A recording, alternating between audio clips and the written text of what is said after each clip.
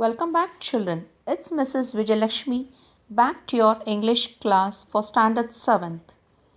Today I'm going to teach you Unit 4 The Blind Dog, written by R.K. Narayan. Children, in the last class I had given you a clipping of a story and had asked you to read the story. Reading the story improves your reading ability. Let us go to the lesson. First paragraph. It was not a very impressive or high class dog. It was one of those commonplace dogs one sees everywhere, color of white and dust, tail mutilated at a young age, by God known whom, born in the street and bred on the earnings and garbage of the marketplace. He had spotty eyes and undistinguished carriage and needless pugnacity. Before he was 2 years old, he had earned the scars of 100 fights on his body. When he needed rest on a hot afternoon, he lay curled up under the culvert at the eastern gate of the market. In the evenings, he set out on his daily rounds, loafed in the surrounding streets and lanes, engaged himself in skirmishes, picked up edibles on the roadside, and was back at the market gate by nightfall. Second paragraph. This life went on for 3 years, and then occurred a change in his life.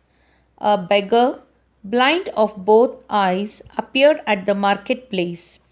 An old woman led him up there early in the morning, seated him at the gate, and came up again at midday with some food, gathered his coins, and took him home at night. Third paragraph. The dog was sleeping nearby. He was stirred by the smell of the food. He got up, came out of his shelter, and stood before the blind dog, wagging his tail and gazing expectantly at the bowl as he was eating his sparse meal.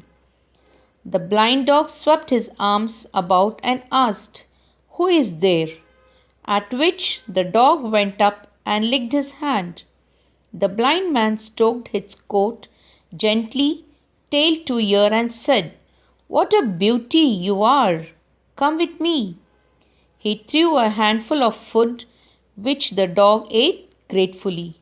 It was perhaps an auspicious moment for starting friendship. They met every day there, and the dog cut off much of its rambling to sit up beside the blind man and watch him receive his alms morning to evening. In course of time observing him, the dog understood that the passer-by must give a coin, and whoever went away without dropping a coin was chased by the dog. He tugged the edge of their clothes and pulled them back to the old man at the gate, and let go only after something was dropped in his bowl. Among those who frequented this place was a village urchin who had the mischief of devil in him. He liked to tease the blind man by calling him names and by trying to pick up the coins in his bowl. The blind man helplessly shouted and cried and whirled his staff. On Thursday afternoon, it was crisis in the blind man's life. A seller of bright colored but doubtful perfumes with his wares mounted on a wheeled platform. A man who spread out cheap story books on a gunny sack. Another man who carried colored ribbons on an elaborate frame. These were the people who usually gathered under the same arch on a Thursday. When the young man appeared at the eastern gate, one of them remarked, "Blind fellow, here comes your scourge." Fourth paragraph. "Oh God, is this Thursday?" he wailed. He swept his arms about and called, "Dog, dog, come here. Where are you?" He made the peculiar noise which brought the dog to his side. He stroked his head and muttered, "Don't let that little rascal."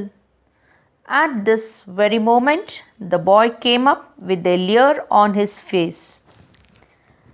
"Blind man," still pretended, "you have no eyes. If you are really blind, you should not know this either." He stopped, his hand moving towards the bowl. The boy sprang on him and snapped his jaws on his wrist. The boy extricated his hand and ran for his life. The dog bounded on up behind him and chased him out of the market. "See the mongrel's affection for this old fellow," marveled the perfume vendor. I'll continue the seventh paragraph in the next class. Thank you.